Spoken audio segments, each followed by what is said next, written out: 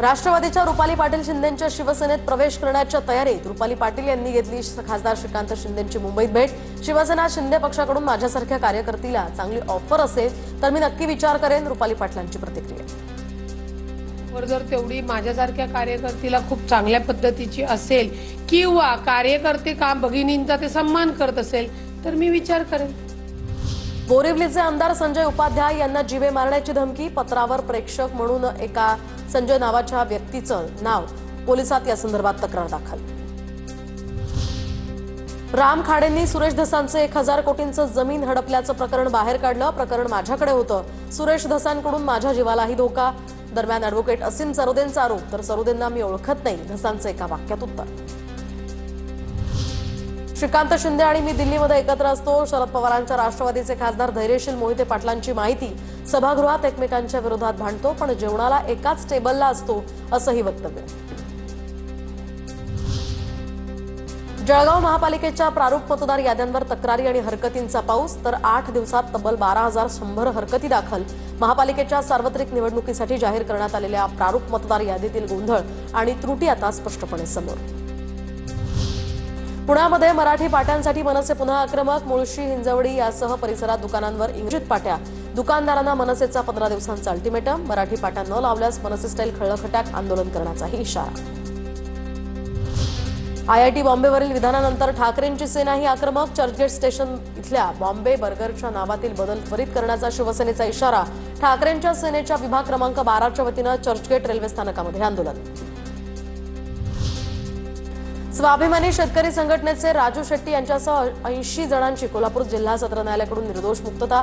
कोल्हापूर जिल्हा सत्र न्यायालयाचा हा निकाल, तर 2012 साली ऊस दराच्या आंदोलनात एका पोलिसाचा झाला होता मृत्यू। निम्न पैनगंगा धरण विरोधी समिती आक्रमक, पोलीस आणि समितीच्या पदाधिकाऱ्यांमध्ये शाब्दिक बाचाबाची। न्यायालयाचा निकाल लागेपर्यंत काम न करू देण्याचाही पवित्रा। पार्थ पवार जमीन गैरव्यवहार प्रकरणामध्ये दिग्विजय पाटलांची भूमिका मांडली, तर काही महत्त्वाचे कागदपत्रही सादर। आवश्यक कागदपत्र सादर करण्यासाठी आठवड्याची मुदत लागण्याची शक्यता। खारगे समितीकडून शीतल तेजवानीला पुन्हा संधी नाही, चौकशीसाठी समन्स बजावून सुद्धा चौकशीला गैरहजर। शीतल तेजवानीकडे असलेले महसूल भूमी अभिलेख विभागाचे अहवाल अद्यापही जमा झालेले नाहीत। बिवलकर कुटुंबाशी संबंधित जमिनीच्या चौकशीसाठी समिती, दरम्यान बिवलकर कुटुंबानं 5,000 कोटींची सिडकोची जमीन लाटल्याचा आरोप। कोकण विभागीय आयुक्तांच्या अध्यक्षतेमध्ये ही समिती गठीत, अहवाल सादर करण्यासाठी 2 महिन्यांची मुदत। पुणे शहराजवळ असलेल्या कानिफनाथ गडावर बिबट्याचा संचार, सीसीटीव्ही कॅमेऱ्यात कैद। वन विभागानं बिबट्याचा बंदोबस्त करावा, नागरिकांची मागणी। गोंदियात MMC झोनच्या 11 नक्षलवाद्यांचं आत्मसमर्पण, फडणवीसांना पत्र लिहिणारा माओवाद्यांचा नेता विकास नागपुरे उर्फ अनंतचा सुद्धा समावेश। सर्व नक्षलवाद्यांवर 89 लाख रुपयांचं बक्षीस होतं। पहिलीपासून हिंदी सक्ती, 98% नागरिकांना नकोच। त्रिभाषा धोरण समितीच्या जनसंवाद कार्यशाळेमध्ये विरोधाचा सूर, 5वी पासून हिंदी असावी, नागरिकांचं मत।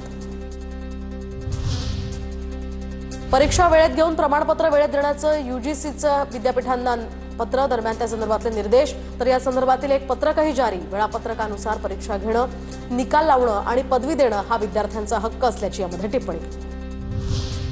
राज्यातील सर्व शाळांची एकच वेळी पटपडताळणी होणार, 15 डिसेंबरपर्यंत शिक्षण विभागाकडून आता शाळेला मुदतवाढ। चुकीच्या पद्धतीने विद्यार्थ्यांची नोंद आढळल्यास शाळेवर थेट कारवाई होणार, शिक्षण विभागाचा इशारा। तेलंगणातनं जळगावला निघालेल्या बेपत्ता दाम्पत्याची कार विहिरीत सापडली, क्रेनच्या सहाय्यानं पोलिसांनी कार बाहेर काढली। कारमध्ये दोघांचेही मृतदेह आढळले, तर पोलिसांकडून आता या संदर्भातला अधिकचा तपास सुरू। दिल्लीप्रमाणेच अमरावतीमध्ये बॉम्बस्फोट घडवण्याची धमकी, निनावी फोन कॉलमुळे अमरावती शहर पोलिसात खळबळ। अमरावती शहर पोलिसांनी एका आरोपीला इंदोरमधून ताब्यात घेतलं। राज्याच्या किमान तापमानात 3 ते 5 अंशांनी घट होण्याची शक्यता, आगामी 3 दिवसात गारठा जाणवण्यास सुरुवात, तर दक्षिण भारतात सुरू असलेल्या पावसाचा हा प्रभाव। पुण्यातील 10 महाविद्यालयांमध्ये आपलं सरकार केंद्र सुरू होणार, तर दाखले काढण्यासाठी विद्यार्थ्यांची वणवण थांबावी म्हणून केंद्र सुरू करण्यास मान्यता। 60 महाविद्यालयांच्या अर्जांमधून 10 महाविद्यालयांना आपलं सरकार केंद्राची मान्यता। विरार डहाणू मार्गावर 15 डब्यांची लोकल धावणार, नव्या वेळापत्रकामध्ये पश्चिम रेल्वेवर AC लोकलच्या फेऱ्या आता वाढणार, तर चर्चगेट विरार दरम्यान AC गाड्यांच्या फेऱ्या सुद्धा वाढवल्या जाणार। मुंबईचे माजी पोलीस आयुक्त राकेश मारिया यांच्या नव्या पुस्तकाचं प्रकाशन. वेन इट ऑल बिगन या पुस्तकामध्ये क्राईमच्या अनेक कथांचा थरार. दिग्गजांकडून मारिया यांना शुभेच्छा. जळगावच्या सराफा बाजारात सोनं 1200 रुपयांनी वाढून जीएसटीसह आता प्रतितोळा 1,31,325 रुपयांवर, तर चांदी 6,000 महागली. प्रति किलोसाठी 1,77,160 रुपये आता मोजावे लागणार. लोकलमध्ये नशा करतानाचा आणखी एक व्हिडिओ व्हायरल. याआधी सुद्धा नशा करणाऱ्या तरुणाचा व्हिडिओ व्हायरल झाला होता. नागपुरात एमडी ड्रग्जच्या रॅकेटवर पोलिसांचा छापा. 3 आरोपींना अटक, तर सोनू सत्तार शेख हा आरोपींचा शोध सुरू. एकूण 12 लाखांचा मुद्देमालही हस्तगत. कल्याण पश्चिमेत प्रचंड वाहतूक कोंडी. बैल बाजार चौक, शिवाजी चौक आणि सहजानंद चौक परिसरामध्ये वाहनांच्या लांबच लांब रांगा.